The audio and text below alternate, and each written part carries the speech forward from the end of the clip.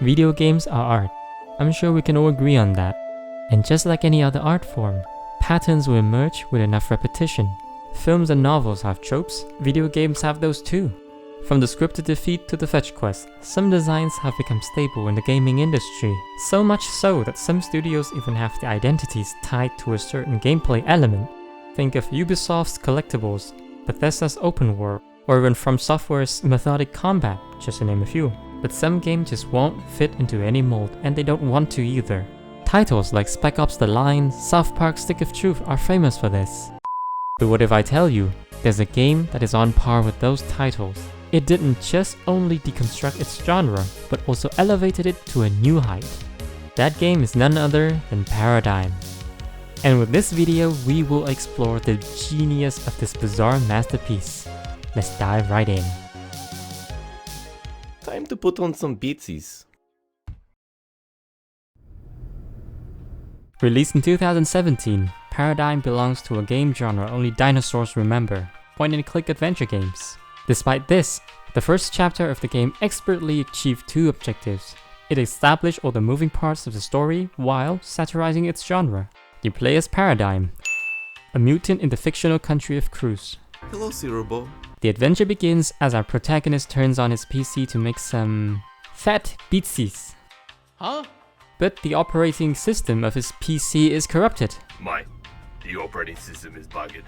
Some bloody hacker bloke messed with your system files. You're gonna need to wipe it and reinstall it using the recovery floppy disk. You, yes you, need to get an ancient artifact, a floppy disk, to reinstall the OS. Anyway, you can find the floppy disk from a fellow named Space Cadet, that local drug addict guy. But the addict wouldn't just hand over the disk for free. Not until I get some of that sweet, I can't believe it's not sugar. Don't you mean space dust? So off you go to the local dealer's house. Great. A windy road for artistic effect. No consideration for my fitness at all. After getting through his gate, he brought some drug and went back. One space dust, please. Turns out the addict had been sitting on the disc the entire time. Ugh, he had a full box of them this whole time? If he wakes up, I am done with him. You grab what you need and get back. Oh yes. So goddamn pumped. But before you could fix the PC, someone teleported you to the multiverse. Man, that was really weird. I think it's over. Nope. Oh jeez!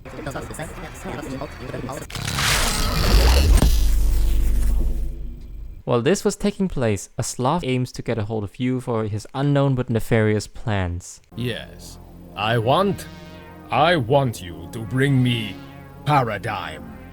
This intro is short but fun and to the point. It introduced you to all the relevant characters in an hour or two. Nights. At first glance, Paradigm seems like a quirky point-and-click adventure game that has surface-level social commentary. Hang on, I'm doing really secretary stuff. Only when you actually engage with the game that you realize it's deeper than that. The game spent its entire first chapter to deconstruct video games as a medium. Right from the get-go, you get two choices for tutorial, normal or dog. Yes. As any normal person, I chose dog. Definitely dog tutorial.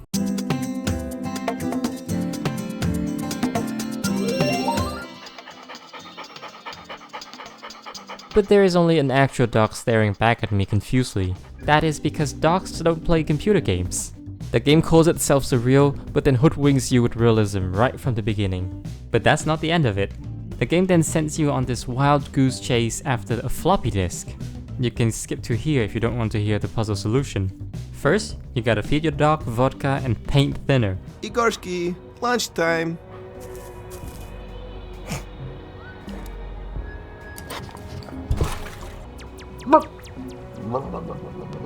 Good dog. To steal its cone. Then you strap the cone to a rocket. Everyone uses that line, it's not rocket science. And launch it to scare the cone man. My mother was a cone. So you can steal the head of his mannequin wife. I get to sever a head with a serrated spoon. Put a police hat on the head and show it to the drug dealer to gain access to his home. Well, come. Then you must win a bet against him in his video game so that you can buy moon dust from his vending machine. So I'll play you for it. Yes? If you can beat my game's high score, I'll give you a super fun, cool drug enthusiast drug token. Don't look at the super crack. Unlike regular crack, super crack gives you superpowers. But when you came back, you saw the disc under the addict and you could have just shoved him off to get it this whole time. The game led you by the nose, only to then show you the realistic solution of the problem. And your actions were straight up criminal too. But you were just following the game's direction, and to be honest, you wouldn't care either. The game draws attention to it many times, but it did it just subtle enough that you could disregard it as a meta joke. A lot of games often use lamp shading to mask their flaws as meta humor. Did I just do that? Well, definitely with my assistance. I did not just do that. This is heckin' awesome. But Paradigm acknowledges its absurdity and uses it to its advantage. It for sure could have been a short trip to the local attic, but it is way more fun to fly a cone on a mountain shaped like a butt, you know?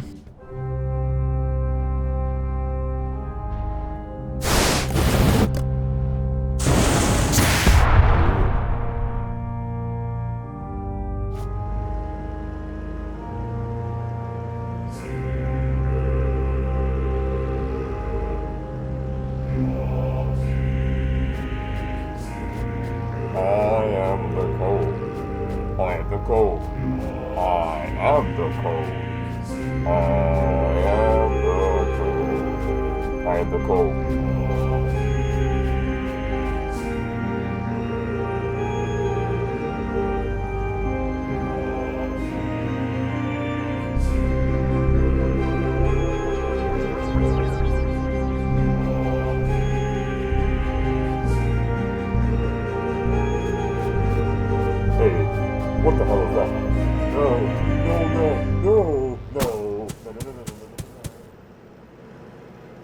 Yet that was still dim compared to the next bit. Right from the beginning, the game told you what's at stake. If you don't get the disc, you will blow up the Earth. By the way, if you don't fix the computer soon, the power plant will melt down and everyone will be dead. See, Cobza, all the world's radioactive waste is stored under Crush. There is enough radioactive waste under this station for complete annihilation. As you probably know, Crush is world #1 in the bribing economy. Now, pay attention to that red dot. That's us. After firing the rocket, you get an even grimmer reminder. Oh jeez.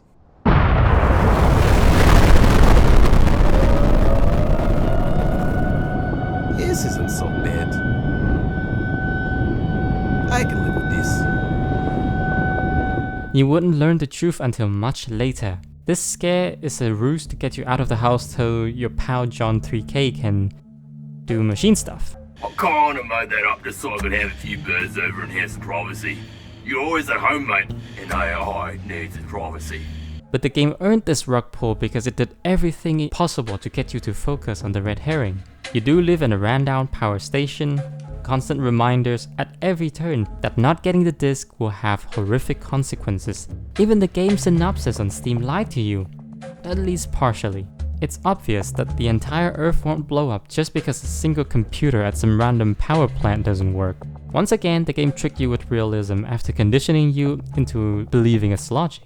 And there are so many twists like those to throw you off your senses. You never know what's gonna show up around the corner.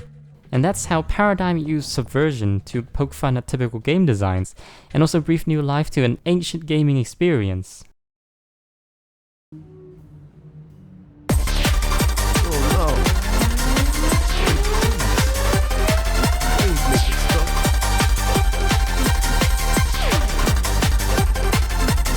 Oh my. Thank God that is over. But what makes Paradigm stand out from other ironic games? In my opinion, Paradigm didn't just stop at using the genre as a platform for commentary, but it also transformed the genre into something completely new. In the second part of the game, we see a lot of changes in the gameplay. The second part gave you a handheld console as your map.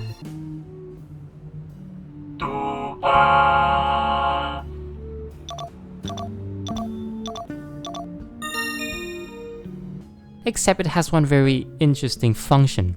You can play audio tapes and video games on it.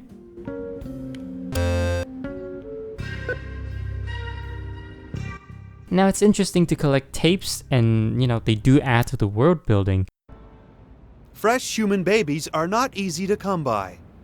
They are a premium product. But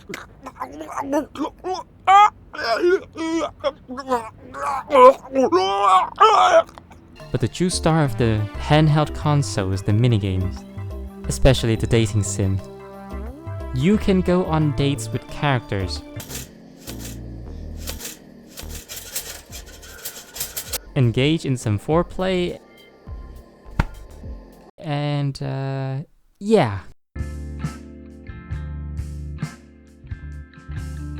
Now, having elaborate minigames as a gag is nothing new, but this is not just a gag, this is immersion. The minigames are of no relevance to the story or the world building, they're just that, minigames in a handheld console because, duh, it's a handheld console, of course it's gonna have games on it. Now the core gameplay is already great, but the final boss fights transformed the experience for me. To gain access to the final arena, you need a door remote from the glam metal cult leader. It's a long story.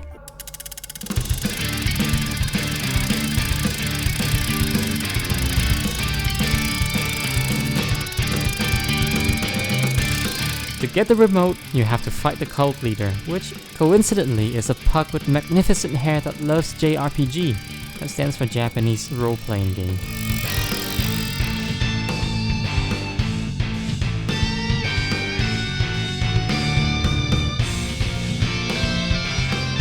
Guess what? The boss fight turned into a JRPG fight with complete mechanics.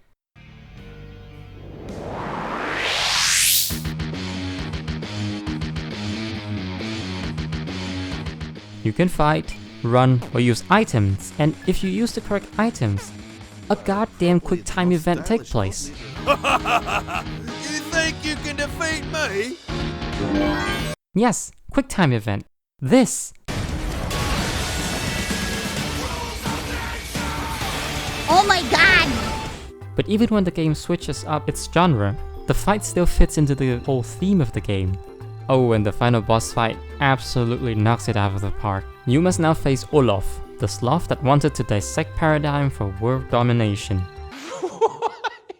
If you could get a tree near him, it'd probably ignite his instincts. A 5-meter tree would probably do fine. But first you need to get close enough to him to do that. And here is where the game returns to the classic puzzle-solving gameplay, but with a twist. The laser blaster is quite fast, so you need something to speed you up. Oh god, the laser is going to shoot. Ah! Stupid anti-assassination shield! Conveniently, there's a whole silo of candy next to you. Olaf vomits candy, but don't think too much about it. All those cups of coffee at home really have cranked up my caffeine tolerance. I should eat more of these. And guess what? There's an energy candy that makes you go really fast. At the risk of cardiac arrest, but hey, you don't see me complaining about super speed. I think I can see through time. Oh god, what is happening? Jesus Christ, what's going on? After disabling the laser, you can finally plant the tree. Oh man! Really? I don't really have a plan B here. Who knew you were so good at solving puzzles? But not before Olaf make the final effort to stop you. That's it, Paradigm. I'm going to crush you with my chair. Prepare for pain. Trying to run you over with his floating chair. And it went about as well as you would expect. Alright, well, I'm just going to go online and post on forums to see what the next step is. You heard that right. The bad guy that was out to get you the whole time just gave up. Olaf broke video game convention by declaring defeat after exhausting all of his options. You only see characters this self-aware in RPGs, but somehow Olaf still fits right into the story of Paradigm. The game overcame boundaries of a point-and-click adventure game with ease, yet it never made the experience feel disjointed or out of place. Paradigm surprised me. I saw it back in 2017, but back then the style wasn't really my thing. Last week, I gave the game a try and it captivated my mind for a whole week. Paradigm is more than just a satire game. It's an art piece with a compelling story masquerading as an ironic joke. If anyone ever asks you why video games are art, I think Paradigm qualifies for one of the reasons. Thank you for watching, please subscribe and goodbye.